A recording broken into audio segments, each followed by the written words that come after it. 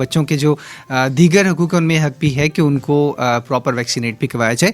تو پاکستان میں خسرہ اور روبیلا کے حوالے سے خصوصی مہم چل رہی ہے قومی سطح پر, جو کہ 15 سے 27 نومبر تک رہے گی. اور اس کیمپین کے دوران پاکستان کے طول و عرض میں نہ صرف اسکولز میں جا کے مختلف طریقوں سے بچوں کو مختلف ایام میں جا کے بچوں کو ویکسینیٹ کیا جائے گا, بلکہ قریبی ہاسپٹلز اور دیگر جو قریبی صحت کے مراکز ہیں وہاں پہ جا کے بچوں کو ویکسینیٹ کیا جائے گا. اور اس کے ساتھ ساتھ اس دفعہ کی کیمپین کی خاص بات یہ ہے کہ جہاں ویکسینیٹ کیا جا رہا ہے وہیں اویئرنیس دی جا رہی ہے, آگاہی دی جا رہی ہے. کیونکہ دیکھنے میں آیا ہے کہ پچھلے چند سالوں میں جب بھی کوئی ایسی نئی وبا یا کوئی ایسا مرض سامنے آتا ہے تو سوشل میڈیا کی بہت ساری فیک نیوز اور بہت ساری مس لیڈنگ انفارمیشن جو ہے اس طرح کی بہت ساری کیمپینز کو بھی نقصان پہنچاتی ہے. تو بھرپور طریقے سے جہاں اس بچوں کو ویکسینیٹ کیا جا رہا ہے, 90 ملین کے قریب پاکستان بھر میں بچوں کو ویکسینیٹ کیا جائے گا, جہاں اتنی بڑی تعداد کو ویکسینیٹ کرنا ہے وہیں آگاہی دینا بہت ضروری ہے. تو پاکستان بھر میں آگاہی کے حوالے سے خصوصی مہم بھی شروع کی گئی ہے.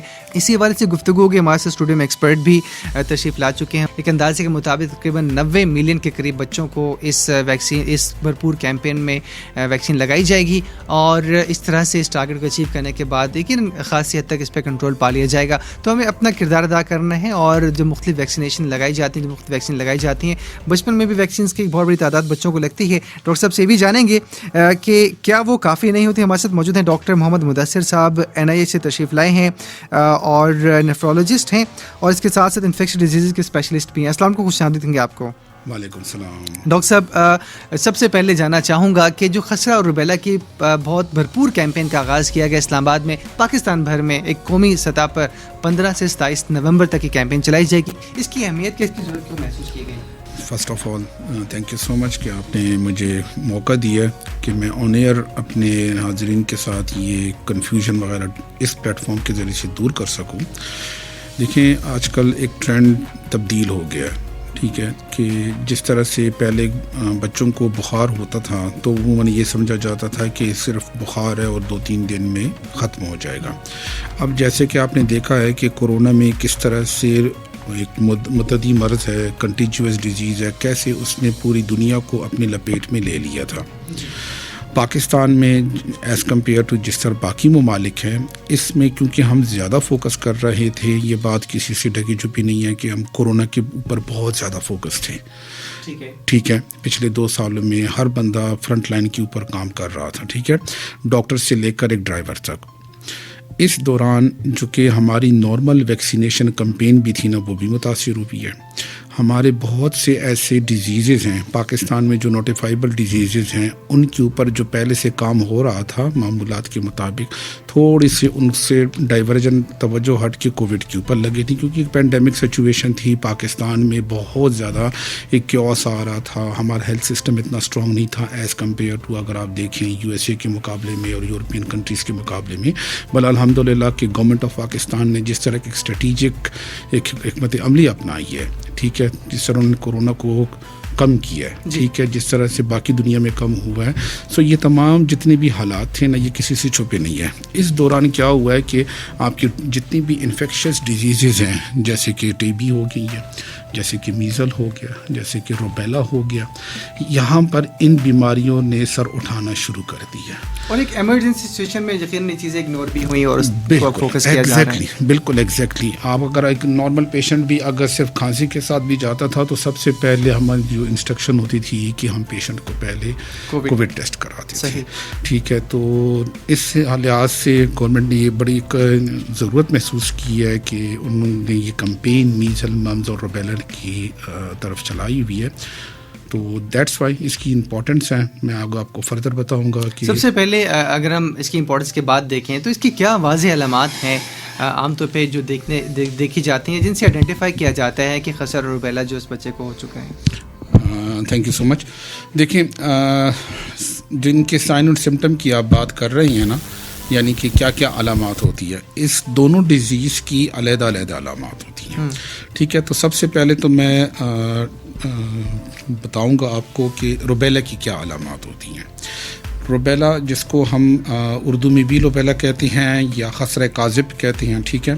اس میں سب سے پہلے جو پیشنٹس کو بچوں میں ہوتا ہے سب سے پہلے باڈی کے اوپر ایک تھوڑے سے ریڈ ریشز ڈیولپڈ ہونا شروع ہو جاتے ہیں. یہ ریڈ ریشز جو ہے نا سب سے پہلے بچے کے چہرے کے اوپر ڈیولپڈ ہوتے ہیں اور آہستہ آہستہ پورے جسم پہ انوالو ہونا شروع ہو جاتے ہیں.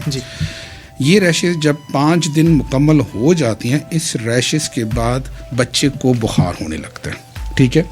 بچے کو سر میں درد ہوتی ہے, اور جو سب سے زیادہ جو اس کی امپورٹنس ہے سائن سمٹم میں کہ اس میں آپ کی ریڈنس آف آئی ہو جاتی ہے, یعنی کہ آنکھوں کا سرخ پن, جس کو ہم میڈیکل لینگویج میں کنجکٹیوائٹس کہتی ہیں, وہ ہو جاتی ہے. دوسری اس کی جو سائن سمٹمز ہیں میڈیکل پوائنٹ آف ویو سے کہ لمفیڈینوپیتھی ہو جاتی ہے, یعنی کہ آپ کی غدود بڑھ جاتی ہیں, آپ کے جو کہ گردن کے ارد گرد اور کانوں کے ارد گرد غدود ہوتی ہیں یہ انلارج ہوتی ہیں, سویلنگ اس میں آ جاتی ہے, اور یہ غدود تقریباً 5 سے 8 دن کے عرصے کے لیے ہوتی ہیں.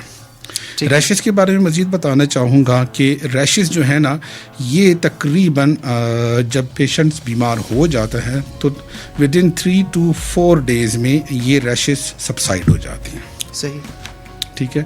دوسری سب سے امپورٹنٹ چیز جو یہ ہے کہ ہم ان پیشنٹس کو تو ان بچوں کو تو ڈیٹیکٹ کر لیتے ہیں لیبارٹری وائز یا کلینکل وائز. ان میں سے 25 سے 50% بچے ایسے ہوتی ہیں جو کہ اے سمپٹمیٹک ہوتی ہیں, جن میں یہ علامات نہیں ہوتی. ٹھیک ہے. تو وہ ایک ڈاکٹر ہی اپنے طبی معائنے کے بعد ہی پیشنٹ کو ڈائگنوز کر سکتے ہیں. صحیح. اور اگر ڈائگنوز ہو جائے تو پھر اس کے علاج کا کیا طریقہ کار ہے, کیا کرنا چاہیے, فیملی ممبرس کی کیا رسپانسبلٹی ہوگی یہاں؟ دیکھیں, دس از ویری گڈ کویسچن کہ میزل ممز اور روبیلا کی کوئی اسپیسیفک ٹریٹمنٹ نہیں ہے. جی. اس میں سمپٹمیٹک ٹریٹمنٹ ہی کی جاتی ہے, یعنی کہ اگر بخار ہو گیا تو ہم ایسیٹو امینوفین ایک گروپ آف ڈرگ ہے وہ ہم دیتے ہیں. پلس اگر پیشنٹس کو لیٹ سپوز ہیڈیک ہو جاتا ہے, ٹھیک ہے, تو اگر یہ ڈپینڈ کرتا ہے کہ ڈیزیز کس سٹیج کی اوپر ڈائگنوز ہوئی ہے, پیشنٹ ہمارے پاس کون سی سٹیج میں آتا ہے. شروع کی سٹیجز میں تو ہم یہی اینٹی پائریٹک سے کام چلاتی ہیں, لیکن with the passage of time اگر پیشنٹ ہمارے پاس لیٹ آتا ہے, پریزنٹیشن لیٹ ہوتی ہے, تو ہم اسٹیرائڈز وغیرہ کا بھی یوز کر سکتے ہیں. اور سب سے زیادہ کہ کچھ ریئر کیسز میں بلڈ ٹرانسفیوژن کی بھی ضرورت پڑتی ہے, تو یہ پیشنٹس کی ویریشن ٹریٹمنٹ اسٹریٹجی ہر پیشنٹ سے مختلف ہوتی ہے. دوسرے آپ کے کوشچن تھا کہ والدین کا کیا رول ہے. دیکھیں, بہت زیادہ اس میں امپورٹنٹ جو چیز ہے نا کہ والدین کو سب سے پہلے چاہیے, کیونکہ یہ ایئر بون ٹرانسمیشن ہے, یہ کھانسی کے ذریعے سے, سنیزنگ سے, ٹھیک ہے, یہ ڈراپلٹ انفیکشن سے یہ ڈیزیز پھیلتی ہے.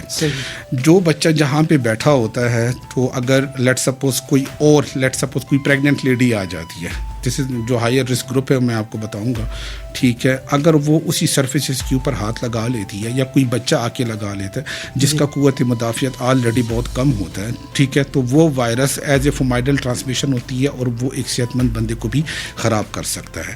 سو والدین کی سب سے بڑی ذمہ داری یہ ہوتی ہے کہ بچے کو کوئی بھی ایسے بخار یا ریشز ڈیولپ ہونا شروع ہو جاتی ہیں, سو امیجیٹلی اپنے ہیلتھ کیئر یا اپنے جو معالج ہوتے ہیں ان سے رجوع کریں. صحیح. تو درست ماہر معالج سے رابطہ کرنا بہت ضروری ہے. تو کیا اس کا ٹریٹمنٹ گھر پہ ہوتا ہے یا ہاسپٹل میں ایڈمٹ کیا جاتا ہے, کہاں پر ڈپینڈ کرتا ہے کہ دیکھیں اگر مائلڈ انفیکشن ہے نا تو ہم تو پیشنٹس کو اورل میڈیکیشن کے ساتھ او پی ڈی بیسس کے اوپر دیکھتے ہیں.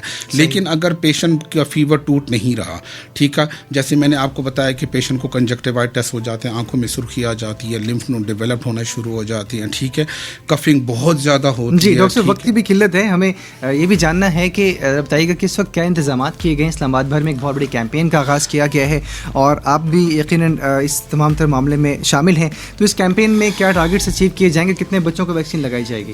Thank you so much.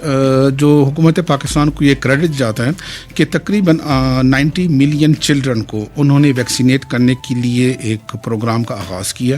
This is the world biggest campaign کہ 90 ملین چلڈرن اس کمپین میں میزل, ممز اور روبیلا میں ویکسینیٹ کیے جائیں گے, ٹھیک ہے. اس میں کیا ہوگا کہ جو کہ ہم بچوں سے لے کر 15 سال کی عمر تک کے اکراس دا کنٹری ہم تمام بچوں کو اس میں انرول کریں گے. جی یقیناً ایک بہت بڑی تعداد ہے، اور اگر یہ اچیو کر لی جاتی ہے تو کیا سمجھتے ہیں کہ ہم اس مرض سے خاصی تک محفوظ ہو جائیں گے؟ دیکھیے مرض کے لیے محفوظ تو ہونا چاہیے. جو میں بتانا چاہوں گا، ٹائم کی کمی بھی ہے، کہ پریگننٹ لیڈیز جتنی بھی ہوتے ہیں نا، ان کو ویکسینیشن ٹائم پہ کروانی چاہیے.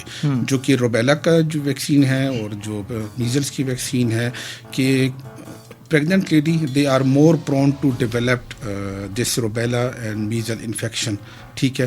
اور وہ بچے جو کہ جنہوں نے اپنی ڈوز مکمل نہیں کی، they are at a higher risk group. ان کو بھی اپنی ویکسین پوری کرنی ہے، اور پیرنٹس کی بھی ذمہ داری ہے یہاں پر کہ بچوں کی جانب لے کے جائیں، تاکہ ہم سب مل جل کے محفوظ معاشرے کو جنم دیں، اور اس خسرہ روبیلا کے حوالے سے اس 15 سے 27 نومبر کی کیمپین میں بھرپور شرکت کریں. سامعین، گفتگو رہی، ہمارے ساتھ موجود رہے ڈاکٹر محمد مدثر صاحب، نیفرولوجسٹ، انفیکشن ڈیزیز اسپیشلسٹ اور پبلک ہیلتھ ایکسپرٹ. آپ کا بہت شکریہ پروگرام میں تشریف لائیں. Thank you so much.